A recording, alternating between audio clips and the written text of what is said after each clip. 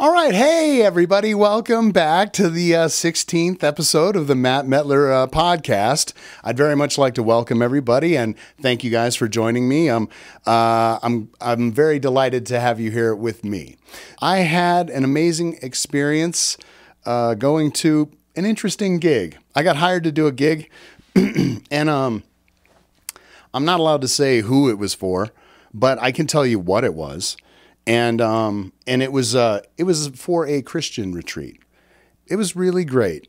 It was really great. There was some really great positive energy there, and a lot of really great positive advice was being given out. And what was so cool is that that the attendees of it were black, right? It was like 90 black people and 3 or 4 white people. So it was completely like a black-oriented affair. But to be fair, I love stuff like that, right? Because you get the real, raw, unfiltered about how people actually feel. And one of the things that I thought was super great about listening to the speakers and listening to the talks that were given, that was exactly that I got to hear the raw, unfiltered version of where black people's minds are at, what they're thinking about, and their perspective on things. And it was really interesting because this was not a debate, right? Like I didn't get to say a word. It was merely I just sat back and observed as an observer, and it was really super interesting. And part of what was so cool is this church group had brought a whole bunch of I'm going to have to call them at-risk youth, right? Because based on the profiles that I saw, they had the potential to go down path A to destruction or path B to success. And these people were really trying to point them in the direction of path B to success, right? And it was really cool because the church had brought in some pretty amazing and powerful, influential people in the entertainment business who are black to speak about their trials, their tribulations, what it took to get to where they were and how they did it, and to give some inspirational advice to the young people that were there. And it was mostly young women, but it was also, there were some young men as well.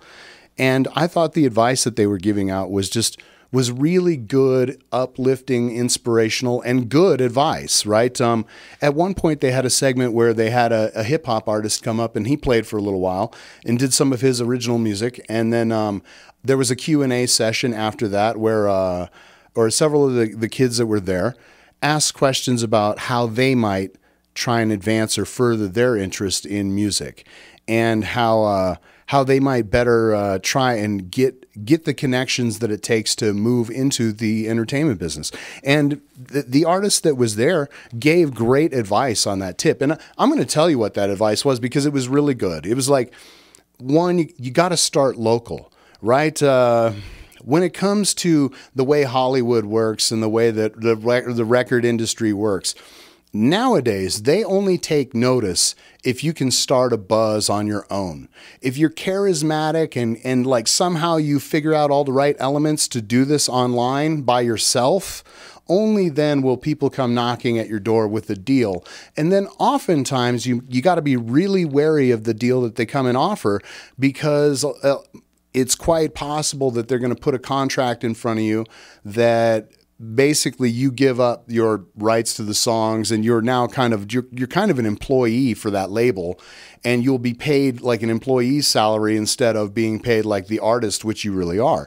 And I thought that was really good, honest advice, because for young, burgeoning, fledgling artists, there are a lot of scammers out there who would like to try and sign them into some contractual agreement that they're going to be bound to that really doesn't benefit the artist very much, right? So that was actually really excellent advice. And also that if you're trying to, like one of the young gals, she asked, how do I get on a track? How do I make those connections? And he said, start locally. Start with the artists that are in your hometown, that are in your home region, that are in your state, that are doing the style of music that you want to do, and try and do a collaboration with them. Try and bring what it is that you have to offer to their projects, right? And I was like, that is actually super great advice. That was the kind of stuff that I had to go to music and video business school and spend 10, 12 years in the entertainment business to learn, right? Like, he was really giving them great advice about how to pursue their goals.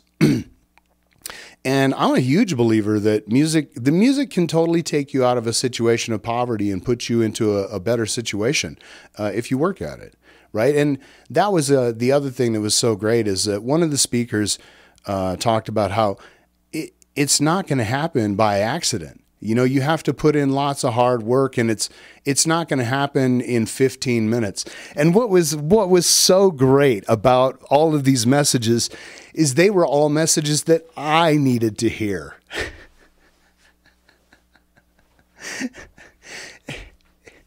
They were 100% all messages that I needed to hear at the same time, right? Like, it made me think, it's like, you are on episode 16. Come on. You're going to have 200 episodes under your belt before you have a real following. You're going to have 500 episodes under your belt before you have anything real going on, right? And because when I look at a lot of the YouTubers that I follow, like one of the ones I got to give props to is X22 Report, because he constantly releases new videos at least twice a day, and that's brilliant. You know, it's like he's figured out a way to capitalize on it. But I digress. So a lot of the messages that were being alluded to that day for them also applied 100% to me. And I found it to be very inspirational, right? It was very wonderful to be able to attend that and hear those people speak.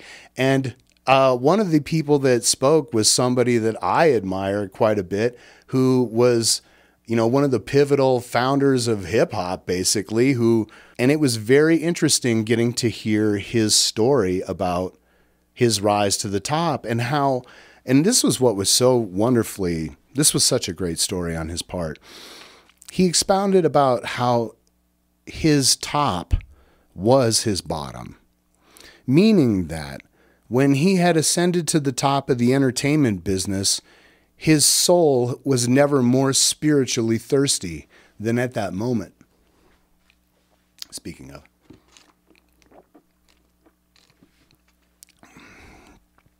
that while being on the very top of hip hop and being at the highest pinnacle of his career, his soul was thirsty for something that entertainment doesn't provide.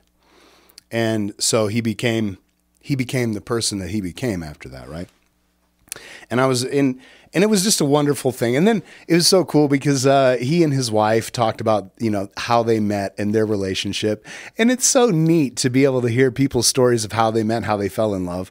And it was a pretty cute story. And you know, I felt extremely lucky to be one of the, you know, white people in attendance, because it was a unique opportunity. That's one of the things I love most about the entertainment business, is that I have been exceptionally lucky to have incredible opportunities to do things that nobody else gets to do.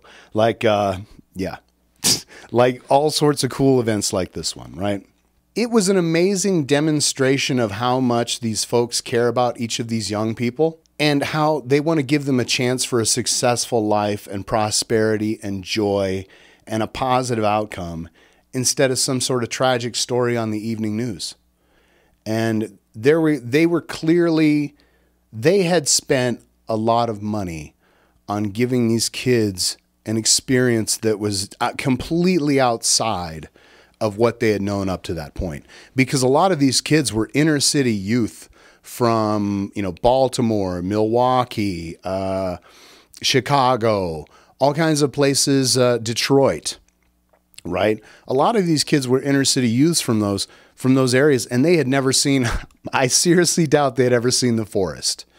But for this event, not only did they get to see the forest, but they got to hear from very successful black people who had really inspirational and great advice to give them in how to move forward in a positive direction.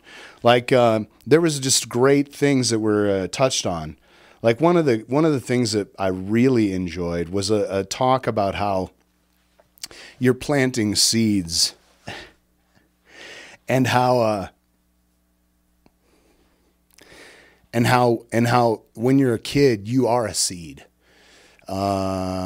When you're a kid, you are a seed. And the crazy thing about seeds is that even though they're small and tiny, they contain all the information that is needed to create the final tree, right? An acorn is that big, but it creates all the information to create the mighty oak. It is already inside the seed. And I was like, man, that is brilliant. That's good stuff, right? Because, sorry, it's just some of this stuff was so good, it has me a little verklempt. I'm a little verklempt, darling. I'm a little verklempt. How the seed has to die to itself to transform and become the tree. I was like, damn, that is deep right there. How when you're a kid, when you're a teenager, at some point in your teenage years, you have to die to your teenage self to move forward and start to become your adult self, right? Like you'll never be your adult self as long as you continue to be your teenage self. And how you can attempt to hide and suppress that movement from the transition from one phase to another, but nobody wants a 60-year-old teenager. That was one of the quotes from one of the people that spoke. Nobody wants a 60-year-old teenager. And it's exactly the truth. Like part of the experience of life is becoming more mature and becoming better at doing the things that it takes to be successful in the world, making your way, figuring it out, all that sort of stuff, right?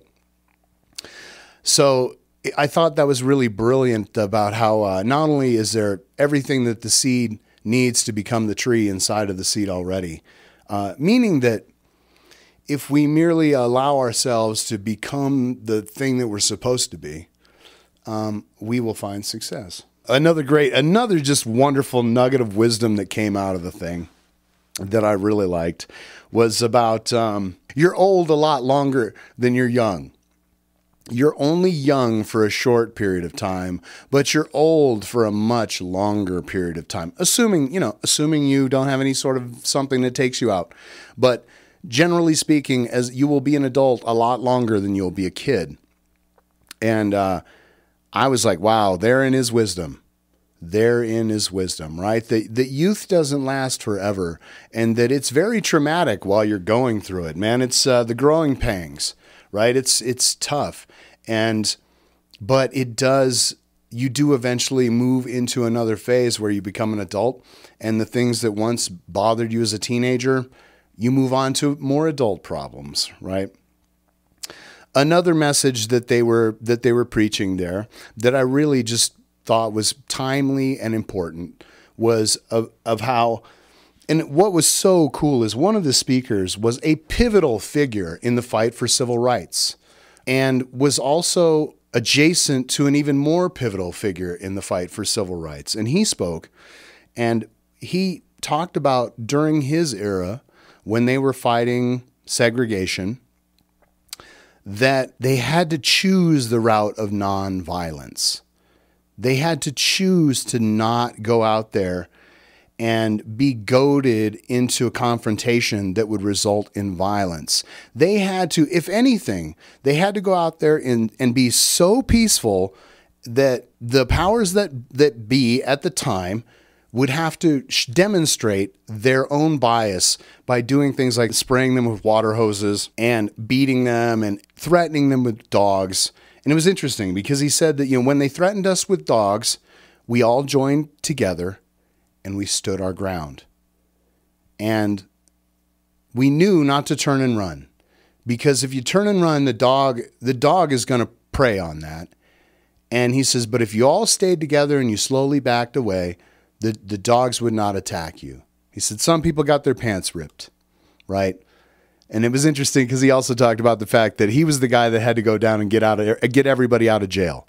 He was the negotiator that had to go and work to secure the release of all his friends who would have been arrested that evening in attempting to secure their privilege to be able and just be considered normal, regular citizens like everybody else. And the other thing that I thought was so incredible about that is that he, in the course of his lifetime, he had seen quite a dramatic change in the way things are. You know, he had experienced real segregation. He had lived through the period of real segregation. He had lived through the era of a really tough upbringing where they had almost nothing, you know, and he went on to become an incredible success. And I attribute the success of all of these people in great part to the fact that they have educated themselves. It is nobody's job to educate you. It is nobody's job to shove information in your brain and make you know things or make you learn things. It's kind of like Smokey Bear says, only you can prevent forest fires. Only you can choose to learn things. You can either choose to be an ignorant person or you can choose to learn things. And he said, you know, the way to fight ignorance is not with more ignorance. The way to fight ignorance is with knowledge. The way to fight ignorance is with stopping and becoming smart instead of becoming angry. And I was like, preach. That was great. That was great advice, right? He had such a great touch on how you're not going to win your position. You're not going to win your argument by bullying people and threatening and intimidating them. If anything, that only bolsters their argument for why you're a threat. What they did instead was they brought about change by voting with their wallets. And then they also used sensible and logical arguments on local business owners to negotiate and this was really great. He said, we went and talked to the local business owners and said, look, you know, we want to use your establishment, but when you have a sign that says colored water and white water, we can't come here and spend our dollars.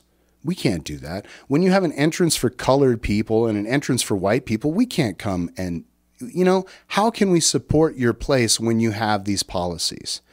And he actually, just through negotiation alone, they worked to bring about a dramatic change in the way that businesses and business owners treated black people. And they started the very first initial wave of getting all that stuff changed.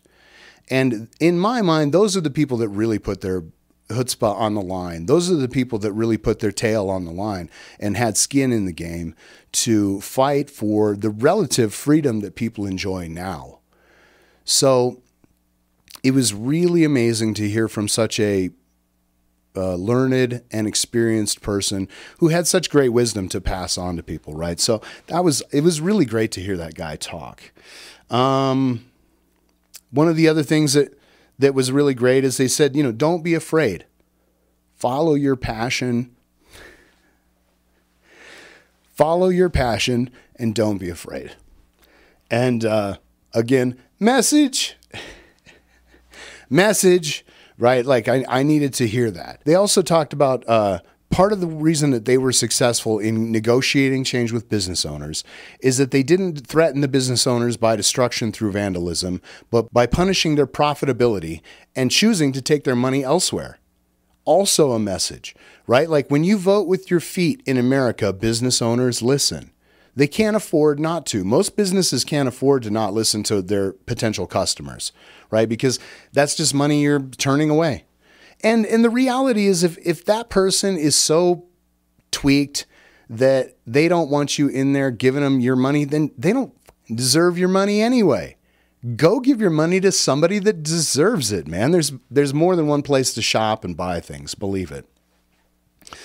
They talked about how important that mentors are. A great mentor really can help make a big difference in someone's trajectory towards success. And I can completely attest to that because I had the benefit of having a great mentor named Russell Steger. He's still my mentor. I haven't talked to him in a while, but I have the great benefit of having an amazing mentor who guided me into computers and made me quite successful and helped me to elevate where I was at and what I was doing and how much money I was making and made me a better, more intelligent person striving to be better. And I'm so thankful to have had that because it made a huge impact, right? Like it brought me to the place where I am now, where I'm here standing talking to you. And it can't be underestimated the power. It can't be underestimated the power that having a great mentor can make in somebody's life. So I thought that was really great advice, for whether you're a burgeoning artist or a writer or a photographer or whatever you want to do.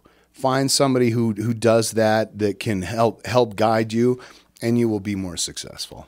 All right, so after they touched on all of those points and I had some time to kind of cogitate on the entire event and the things that I came away with, because it was very interesting. It was relatively uncensored in the sense that these black folks were speaking their mind to each other. They were ignoring the fact that there was white people in the room. They were talking like it was just a group of black folks, and that the white people that were in the room, they were not talking like we were there. Okay? But like I said, I like the raw and unfiltered because it let me know right exactly where these people were coming from, where their minds were at, what they were thinking about. So the things that I took away from it, the things that later on, as I thought about it, the things that were my takeaways or my observations about it were that, first off, black people that are educated, well-spoken, and intelligent actually have no problem being successful in America. Quite the opposite these days, in fact, because so many companies are struggling so hard to meet their diversity goals that they are really looking for qualified black candidates. I'm not kidding. And I know for a fact that if you're intelligent and you're well-spoken and you are educated, there is no reason you will not be successful in America. So much so that Barack Obama did not become the president because he was black. He became the president by being so well-spoken and intelligent, and by presenting himself as such a thoughtful individual. So young black people should look at all of those things as the cornerstones on their solid foundation to being successful in the future. When I look at any successful black person in the United States, Beyonce, Jay-Z, any of the Simmonses, any really Snoop Dogg, all of them are pretty darn intelligent and pretty well spoken for the most part. And they can choose to kind of chameleon into whatever group that they're hanging around. Like if Jay-Z was sitting in front of Congress, he wouldn't talk like he was talking to his people in the hood, right? He would speak differently, so as to engage that crowd to the maximum extent based on their demographics, right? But at the end of the day, Jay-Z, super intelligent individual, well-spoken individual, right? That's why he's successful. That's why he was successful selling crack and making his business into being an artist, is because he was intelligent and he wasn't, I would say he was probably not prone to violence, because violence is the path to prison.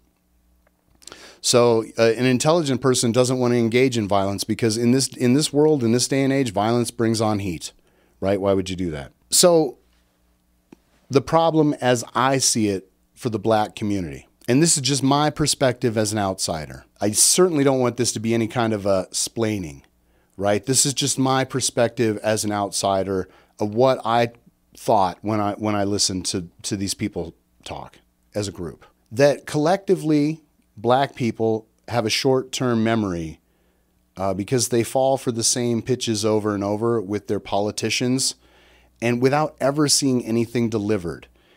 And that there's a real lack of accountability on the part of the black community to hold accountable the politicians that they hire to make their communities better, to actually engage in change that is in a positive direction and not just maintaining the status quo.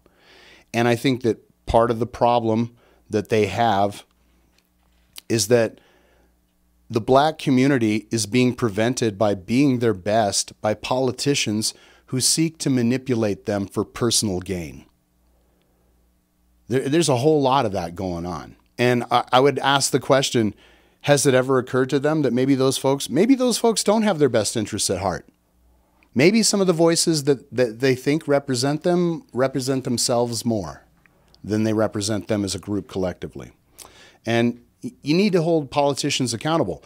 That's not just black people. That's all of us. All of us need to hold our politicians accountable to doing and enacting the actual path that takes us to success and not to failure.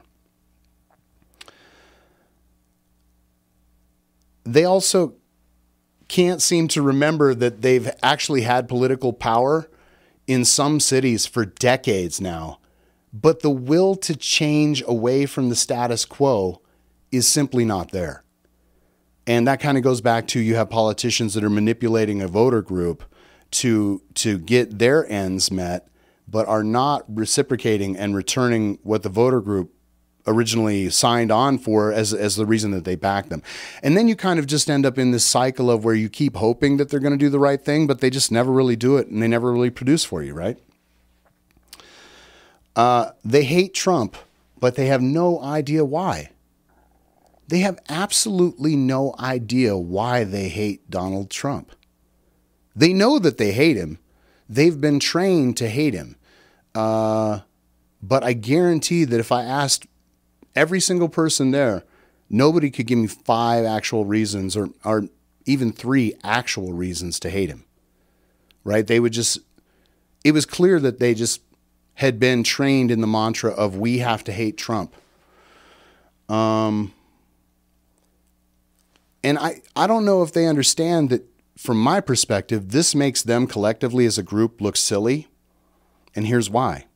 Because before they hated Donald Trump, they praised him and gave him awards and glowingly talked about him for all that he had done for the black community. How he had provided jobs, how he had provided places to live, how he had given Jesse Jackson an office on Wall Street. You know, they were talking tremendous praise about Donald Trump. He stood in a photo with Muhammad Ali and Rosa Parks and received an award. That's not made up. Snopes. I even checked it on Snopes, man. Snopes verified it, right? Not that I believe Snopes, but no, it's a fact. I mean, before Democrats hated Donald Trump, when he was a Democrat, they loved him. And that's the other thing, is that I think that part of the snake bite comes from the fact that he used to be a Democrat, but then he flipped to be a Republican so he could win. And when I think about it, it's like, of course he would do that. That's brilliant, because you can't win against Hillary Clinton as a Democrat. You'll never win against Hillary Clinton as a Democrat, right? You'd have to run as a Republican. If Hillary Clinton is the candidate, if you want to get in that race and beat her, you got to be a Republican, because you sure the hell ain't going to win as an independent. So it just seemed like they were completely out of touch with all of that, right? And then I'm gonna say this: they completely have a misconception about the actual power of the president, or what his role really is as a figurehead of government. Because I'm here to tell you that, for as powerful as the president is, it's not like he can just walk around doing whatever the hell he wants. There are 3 parts of government, and they are all designed to create checks and balances on each other. As you've seen with the judicial branch, denying Trump all kind of executive orders and stalling all the things that he wants to do. Those checks and balances were designed by our founding fathers to prevent people from just doing crazy stuff without other people putting some kind of check and balance on it. So it's clear that nobody knows any of that kind of stuff about the fact that the president is really just a figurehead. If the president had so much power to fix problems, then why didn't Barack Obama fix problems? That's what I would say. That was the other thing, is they have an unbelievable devotion to Barack Obama, as though he really did that much for them as a group. And Oh, man. It really burns me because when I mixed Barack Obama on the campaign trail, you guys should have heard the promises he made. You guys should have heard the yang that he talked on the lead up to his entering the White House, right? He promised to fix all kinds of problems and address all kinds of issues, and he promised to be transparent, and he promised to fix broken Washington, and he didn't do any of that stuff. He did not do any of that stuff. And yet they look at him, and I can't help but think it's a rooting for the home team kind of mentality, is that he was our boy, and since he was our boy, he just could do no wrong. But when I think about the promises that he made on that day to all the people standing in that room, most of whom were black, he didn't deliver on those promises. 8 years later, he left the White House, and he really didn't deliver for black people. And he really didn't deliver for the rest of us either. So I don't understand that fanatical devotion to him. I really don't. Nobody's ever explained to them that the president doesn't make laws. I don't know if you know this, but the president doesn't actually make laws. The House of Representatives and Congress make laws. So the president doesn't make any laws. He has the ability to sign something in as law if it comes from the House and through the Congress. If the Congress approves things that come from the House and the president approves it, then it can become a law. If the president vetoes it and there's enough votes, it still becomes the law. Once again, checks and balances, right? Clearly, nobody's ever explained this to a lot of these black people. They do not understand this. They also do not understand that Congress holds the power of the purse. Nothing in the government can happen without a budget. And therefore, very little happens without congressional approval. If anything, Congress is always the stumbling block or hurdle that everything has to get past, is Congress. Congress has to agree on stuff, right? And that's very difficult to get Congress at this point to agree on anything. So nothing happens without congressional approval as far as budgets. And so therefore, it does not matter what Trump wants to do. If he can't get a budget for it, it doesn't happen. So one guy doesn't have nearly as much power as you think he does. The president has to go with his hand out and ask Congress for money to do things. And Congress will either decide, yeah, we'll do that or we won't. A la the wall, right? If he had the funding to build a wall, he'd be building the wall, but they won't fund it.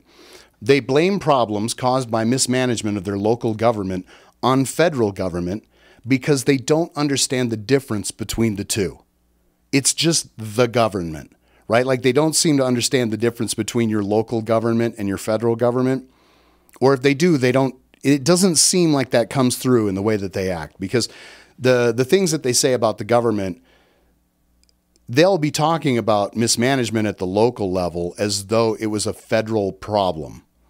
And that is conflation. Conflation is where you're mixing up two different things, right? In that, following that, it is not, generally speaking, except in times of emergency, the federal government's job to manage local areas or the governments thereof, or allocate federal funds for use in such a manner.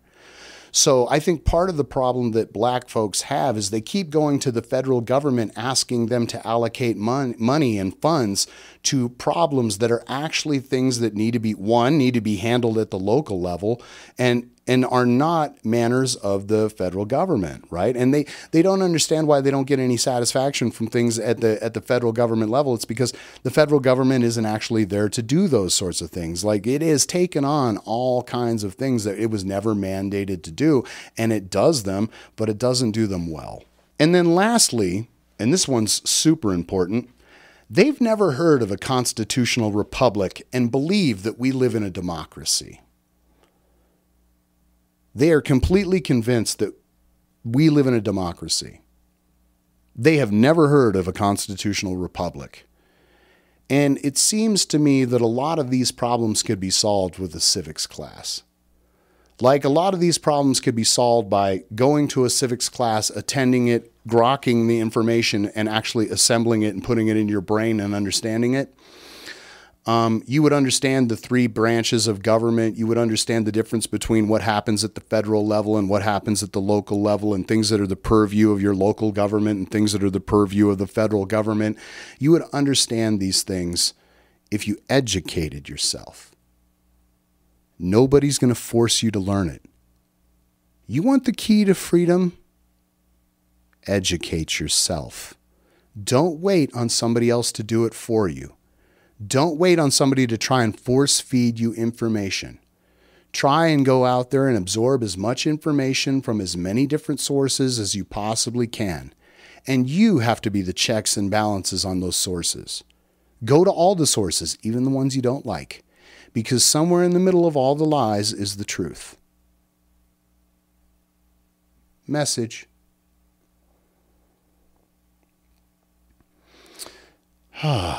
One of the things that was really great that came from one of the speakers, he talked about the fact that one of the young men asked a question about, can you use anger as fuel to motivate you and get you to your goal?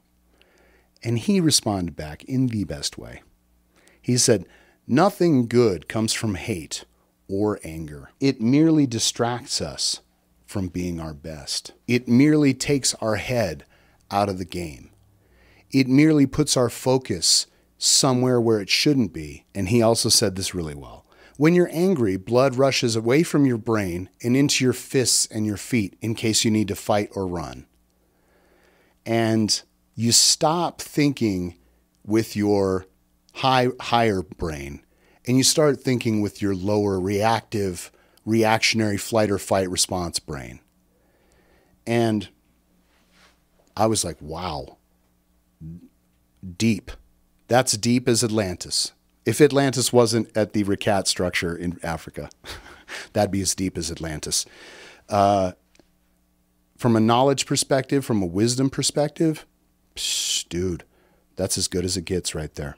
And one of the things that they discussed that was really great was that, don't let social media get the best of you. Instagram warps your expectations. Instagram warps your perception. It makes you feel like you got to be in a competition with everybody else to have the flyest shoes or to have the newest whatever, to have the dopest ride, right? And those sorts of things, that kind of chase. And he also, he mentioned, and this was so true, he goes, a lot of those personas that you see are fake. A lot of that stuff that you see is not true. A lot of these guys that are posting in their, multi-million-dollar sports car or their $200,000 sports car, they rented it. They rented it and took some pictures with it and they posted it on Instagram, and now you're jealous. And I was like, man, that's good advice. That is good advice. And so they were like, sometimes you got to walk away from the Instagram. Sometimes you got to put down the Instagram because it hurts your self-esteem. It makes you feel like you're in a competition with everybody to see who can be the biggest baller. And it's unrealistic. And it hurts your self-esteem. And I was like, that doesn't matter whether you're black or white. That's a message, right? That's the truth. So I thought that was super great advice, right? And I think about how Malcolm X talked about how the black community has to fix itself. And they need to not rely or depend on someone else to do it for them. Because not only is that never going to happen, but only they can fix it. Only the black community can fix the problems that the black community has. Government, no matter how hard we try and pry on those problems, will not be able to fix the black community, because the hard truth is that nothing good is easy. And the black community has a lot of problems with poverty and struggling single mothers that have to be addressed, as well as homes without fathers or dads. And I completely get that when you're struggling and can just barely make it, that it is exceptionally hard to escape that. And that this cycle breeds hopelessness, and that leads to crime, drugs, gangs, prisons, and death. And I get that this is a very complex set of circumstances, and it will not be fixed easily. There's a difference between just barely existing and truly thriving. And it has a dramatic impact on how your brain gets wired. When you grow up in a survival situation, your brain gets wired for survival.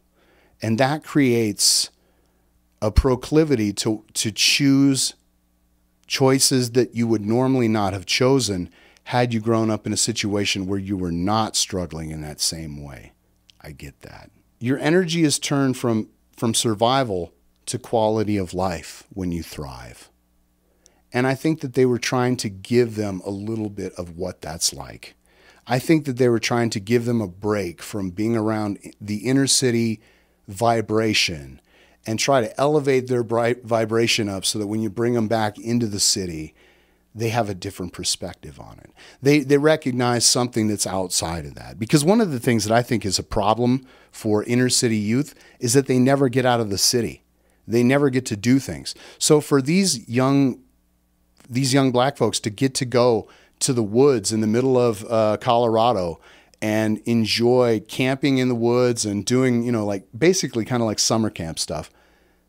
Think of how amazing that is when you come from the hood in Baltimore, when you come from the hood in Detroit, when you come from the hood in Cincinnati, and it was clear to me that based on the way these folks were talking, that a lot of these kids were exactly that. They were from the hood, and these loving, caring people that had been successful were trying to plant the seeds of success and gently nudge them towards the path of righteousness and towards, doing the right things and being successful in their future. What I'm going to kind of close with is that educate yourself, people. It doesn't matter whether you're white, black, Asian, Chinese, Spanish, Indian, Haitian. It does not matter. Educate yourself. It is nobody's job to force feed information into you and make you learn things. Only you can choose to learn things. If you choose to ignore something that somebody's trying to give you as learning, you won't retain it anyway. So only you can learn things. The three parts of government. There's the executive branch, the legislative branch, and the judicial branch. The executive branch is the office of the president and all of the various committees and stuff like that the president maintains and oversees and all of that stuff. He also directs the military, right? But he's not allowed to declare war. That comes from Congress. You have the legislative branch. That's the House of Representatives and Congress. They actually write legislation and attempt to get that legislation enacted as laws. They are the people that write the bills. I'm just a bill. I'm only a bill. I'm sitting on Capitol Hill. They are the people that write the bills. They go on to become a law if they get enacted by Congress and then signed by the president. Assuming he doesn't veto it, and if he does, then Congress can still pass that law if they have a 2/3 majority. Which means that if everybody really wants to do that shit, they're going to do it anyway, whether the president likes it or not. Okay? And then the third, the judicial branch. The judicial branch includes things like the Supreme Court and all the various district Supreme Courts that decide or weigh in on things that are in the courts that require a look at their constitutionality or their legal standing from a legal perspective relative to the federal framework. So those are the kind of things that the judicial branch looks into. And that's where the Supreme Court gets to weigh in on everything that the Congress and or presidential branch does for its legality, right? So again, checks and balances. Congress puts checks on the president. The judicial branch puts checks on the president, and they all put checks on each other. And that's the beauty of that triple triangular arrangement, is that you have three parts of government, they have equal but separate powers, and they have checks and balances on each other. Pretty smart.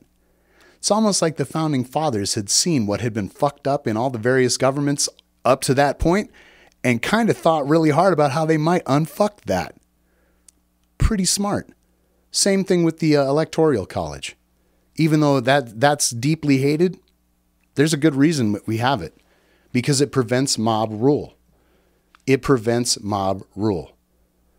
Because when the mob rules, everybody else suffers. And then the very last thing that I'm going to sign off with today.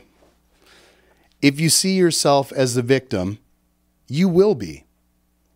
If you see yourself as the victor, you will be. Message.